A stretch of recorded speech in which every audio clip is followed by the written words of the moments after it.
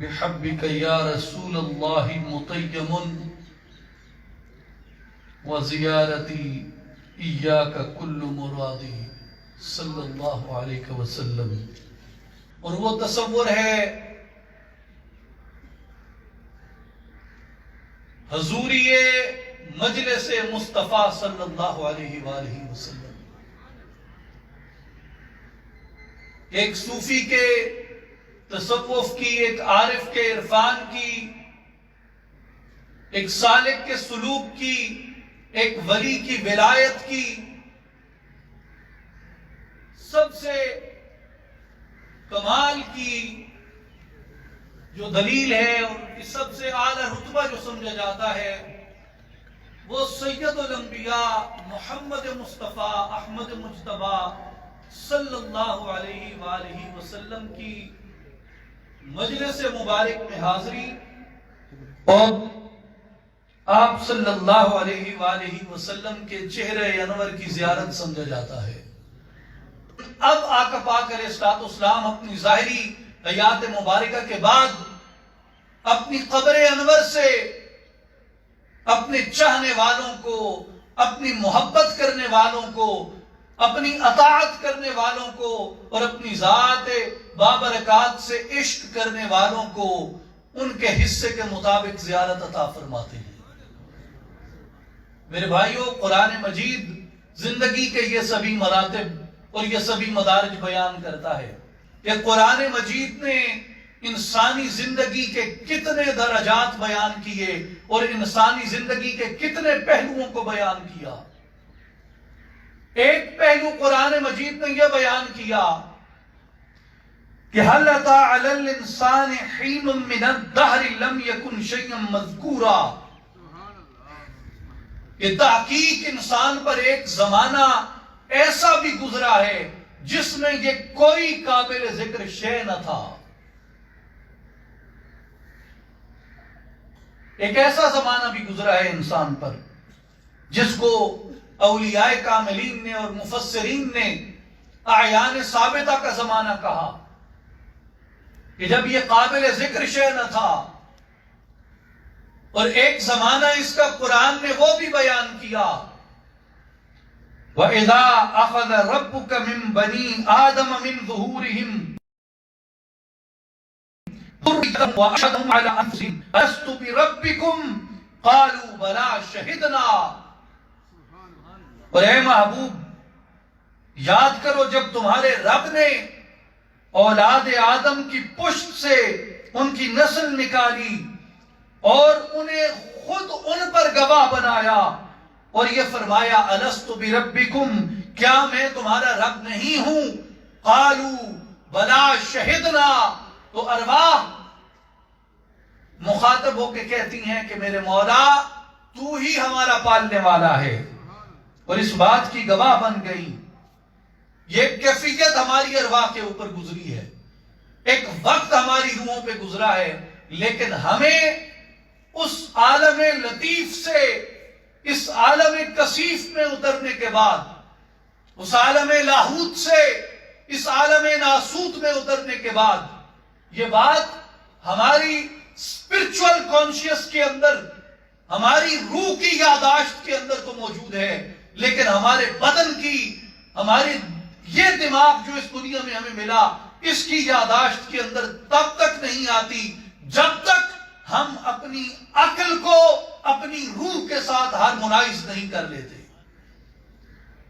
جس وقت عقل میں اور روح میں نسبت قائم ہو جاتی ہے، تعلق قائم ہو جاتا ہے، تو پھر روح کی میموری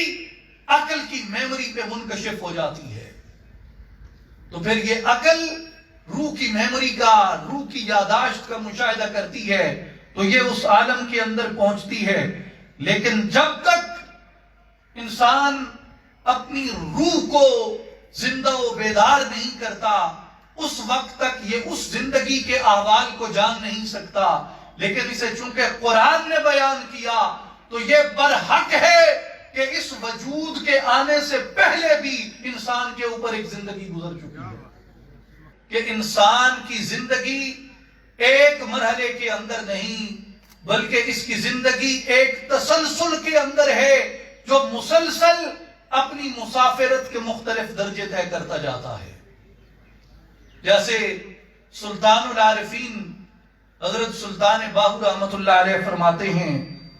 کہ بن چلایا طرف زمین دے عرش و فرش ٹکایا ہوں، گھر تھی ملیا دیس نکالا،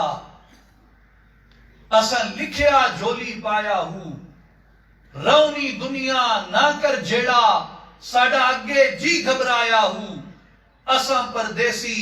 ساڈا وطن دراڈھا یا حضرت باہو، دم دم غم سوایا ہوں. تو یہ انسان کی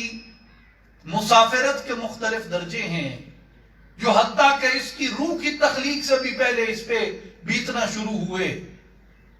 اور اس وجود تک انسان پہنچتا ہے. لیکن اس وجود کے اس کے اجل کو داعیے اجل کو لبیک کہنے کے بعد بھی ایک زندگی قرآن مجید بیان فرماتا ہے کہ اگر روح کا اور جسم کا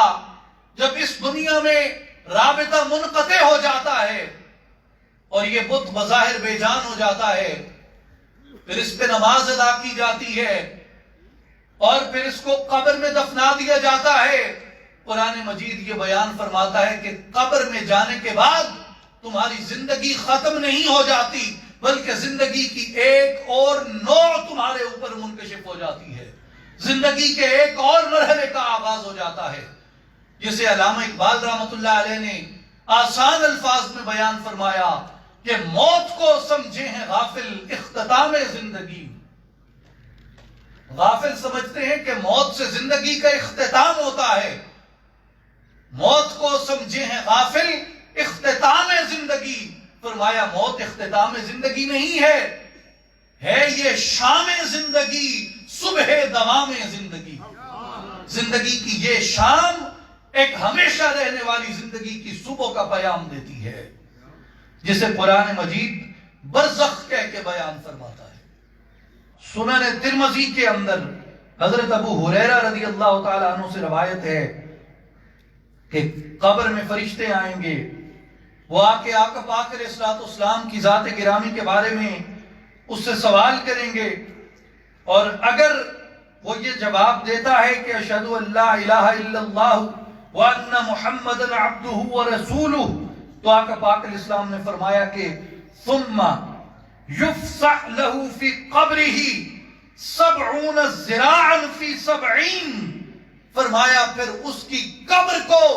ہر طرف سے 70 گز چوڑا کر دیا جاتا ہے، وسیع کر دیا جاتا ہے. ثم ينور له فيه،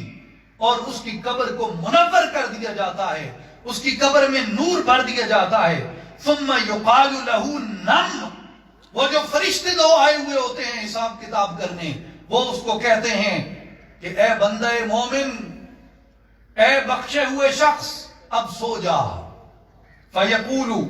ارجع الى اہلی فاخبرهم، بس وہ کہتا ہے کہ نہیں مجھے جانے دو، میں اپنے گھر والوں کو جا کے بتاؤں کہ وہ کون سے اعمال کریں، کیا عقیدہ اور کیا ایمان رکھیں. لیکن وہ فرشتے کہتے ہیں نہیں، نم کنومۃ العروس، اس طرح سو جاؤ جس طرح نئی نویلی دلہن سوتی ہے. اسی حدیث مبارک سے یہ جو عرس کا لفظ ہے وہ اخذ کیا گیا. جو عرس کا لفظ ہے وہ اسی حدیث پاک سے اخذ کیا گیا کہ فرشتہ قبر میں بندہ مومن کو کہتا ہے کہ نم کنومۃ العروس، کہ ایسے سو جا جیسے نئی نویلی دلہن سوتی ہے. جیسے عبداللہ بن سلام رضی اللہ تعالی عنہ کا اور سیدنا سلمان فارسی رضی اللہ تعالیٰ عنہ کا مکالمہ ہے، امام بیہقی رحمت اللہ علیہ نے جس کو نقل فرمایا اور کئی دیگر محدثین نے نقل فرمایا. انہوں نے کہا، آپس میں وعدہ کیا کہ ہم میں سے جو بھی پہلے فوت ہوگا وہ بعد میں رہ جانے والے کو آ کے بتائے گا کہ اس کے اوپر کیا بیتی. تو مومنین کو یہ اختیار ہوتا ہے کہ وہ اگرچہ زندگی برزخ کی بتا رہے ہوں لیکن اس دنیا میں آنے والوں سے وہ اپنا تعلق استوار فرما دیتے ہیں.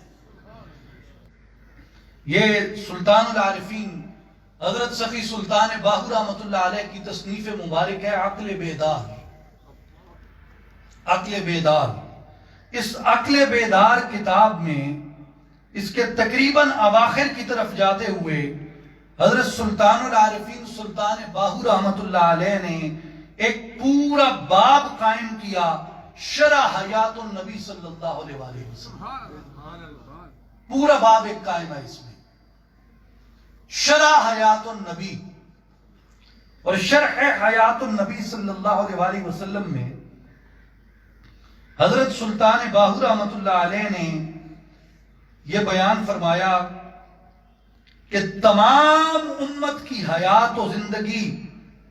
اور تمام محبت جوہر ایک امتی کے مغز و پوست میں جاری و ساری ہے.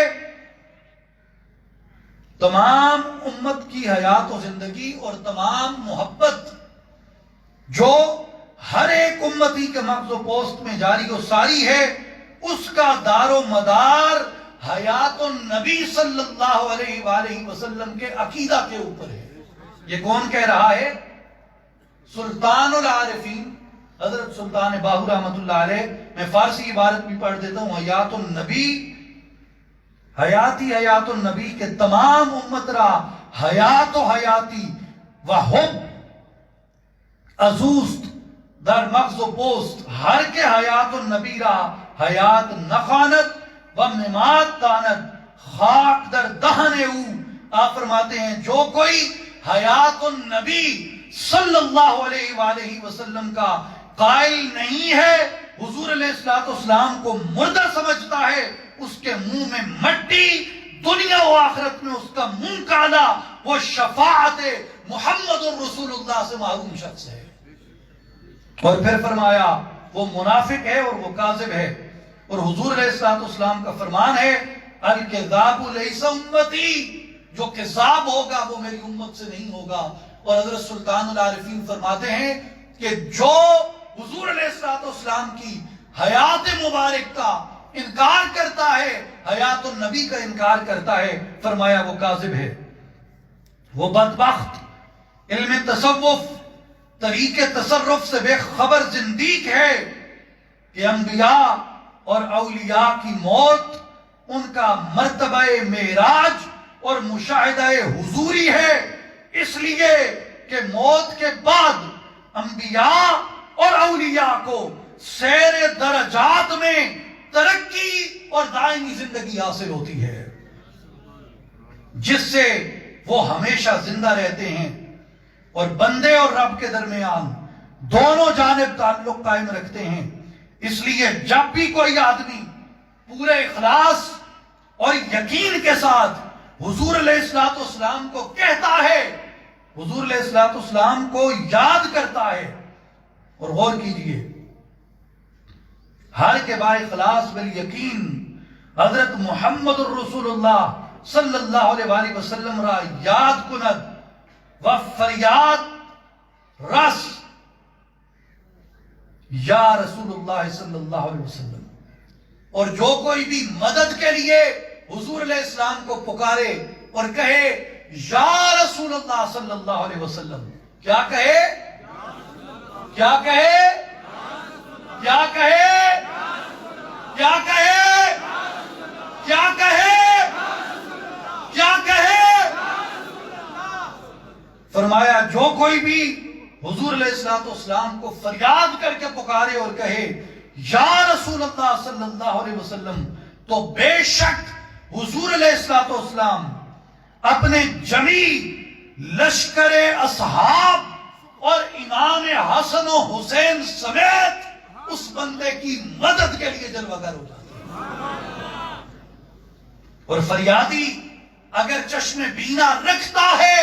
تو وہ اپنی چشم بینا سے حضور علیہ السلام کا اور حضور کے لشکر اصحاب کا معائنہ کرتا ہے. لیکن بے اخلاص اور بے یقین آدمی اگر رات دن دوگانا پڑتا رہے تو بھی اپنی خودی کے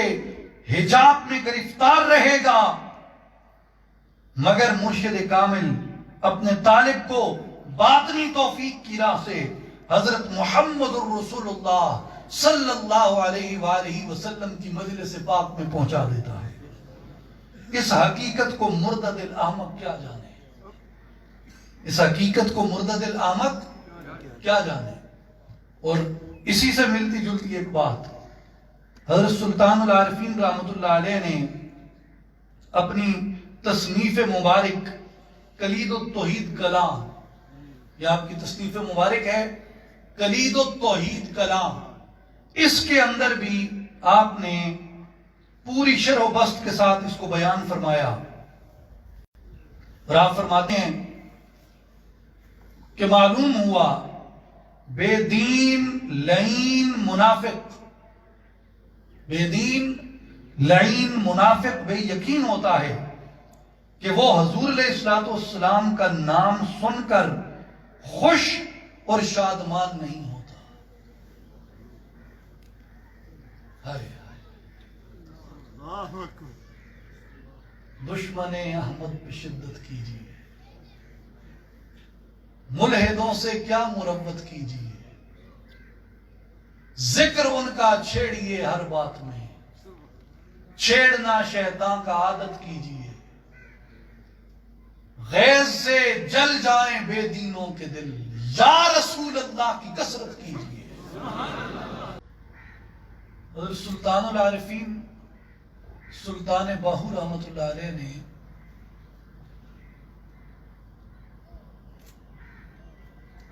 اپنی زیارت کے لیے ارشاد فرمایا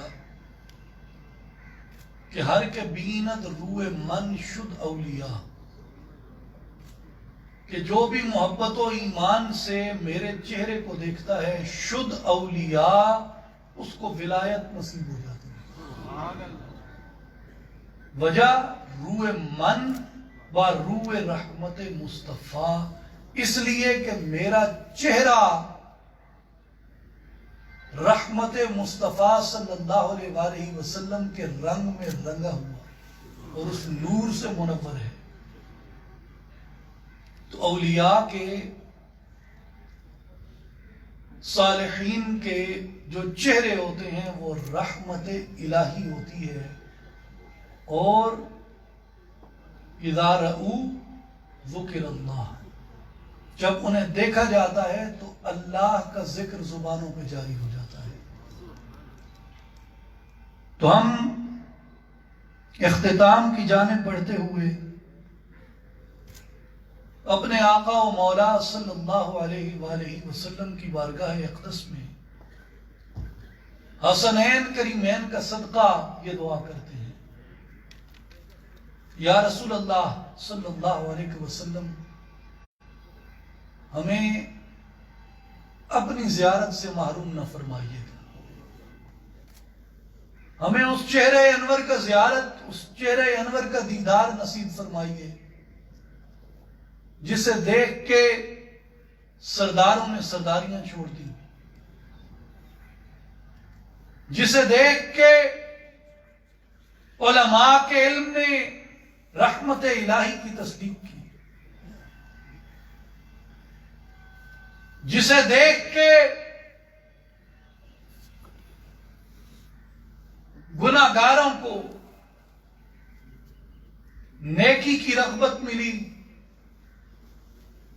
جسے دیکھ کے غم گساروں کے غم دور ہو گئے، جسے دیکھ کے ناقص کامل ہو گئے، کامل مکمل ہو گئے اور مکمل اکمل ہو گئے۔ یا رسول اللہ، ہمیں اس چہرہ انور کی زیارت عطا فرمائے۔ یا رسول اللہ صلی اللہ علیہ وسلم، خوار ہیں ہم، بدکار ہیں، ڈوبے ہوئے ذلت میں ہیں، جو کچھ بھی ہیں لیکن تیری امت سے ہیں۔ جس طرح آپ نے اپنے غلاموں پہ ہر زمانے میں کرم فرمایا اور ان کی استطاعت سے، ان کی بداعت سے، ان کے ظرف سے زیادہ عطا فرمایا۔ ہمارا ظرف نہیں کہ ہم آپ کا روح زیبا دیکھ سکیں، ہمارے اعمال اس قابل نہیں کہ ہم آپ سے زیارت کا تقاضا بھی کر سکیں، لیکن آپ کی رحمت تو یہی ہے کہ وہ سائل کو خالی نہیں لوٹاتے۔ یا رسول اللہ صلی اللہ علیہ وسلم، ہم سوال دنیا، سوال درہم و دینار لے کے آپ کی بارگاہ میں حاضر نہیں ہیں۔ ہم آپ کی بارگاہ کے اندر آپ کے روح زیبا کی زیارت کا سوال لے کے حاضر ہیں، اور آپ کے مولا کا آپ کو فرمان ہے کہ در پہ سائل آ جائے تو اسے خالی نہ لوٹایا کرو۔ یا رسول اللہ، ہم آپ کے گناہگار امتی جھولیاں پھیلائے آپ کے دربار میں حاضر ہیں، ہم سوالیوں کی جھولیوں کو خیرات سے بھر دیجیے، اپنی زیارت کی خیرات عطا فرمائیے۔ یا رسول اللہ صلی اللہ علیہ وسلم، ہم اس قابل نہیں کہ آپ کی زیارت کا تقاضا کر سکیں، آپ کی زیارت کا سوال کر سکیں، لیکن شفقت تو جرت افزائے آپ کی رحمت کے یقین پہ ہم یہ سوال کرتے ہیں، آپ کی سخاوت کے یقین پہ ہم یہ سوال کرتے ہیں، آپ کی عطا کے یقین پہ ہم یہ سوال کرتے ہیں، آپ کے فضل کے یقین پہ ہم یہ سوال کرتے ہیں، آپ کے کرم کے یقین پہ ہم یہ سوال کرتے ہیں، آپ کے جود و سخا کے یقین پہ ہم یہ سوال کرتے ہیں۔ اے جواد، ہم پہ جود فرما دیجیے، اے فضل کرنے والے، ہم پہ فضل فرما دیجئے، اے وہ جسے اللہ نے غنی کیا اور جس کے ذریعے اللہ لوگوں کو غنی کرتا ہے۔ یا رسول اللہ، ہمیں اپنی زیارت عطا فرمائیے، ہمیں اپنا دیدار نصیب فرمائیے۔ فی المنام، ہمارے خواب میں، ہمارے خیال میں بھی آپ کے روح زیبا کے علاوہ کوئی صورت نہ آئے، اور یا رسول اللہ، آپ کا وعدہ ہے فَسَيَرَانِي فِي الْيَقْظَةِ، جو خواب میں دیکھے گا وہ بیداری میں دیکھے گا۔ ہم نے ان جسموں پہ وہ محنت نہیں کی، ہم نے ان جسموں کو مجاہدوں سے نہیں گزارا، ہم نے ان جسموں کو ریاضتوں سے نہیں گزارا، ہم نے ان جسموں کو مشقتوں سے نہیں گزارا۔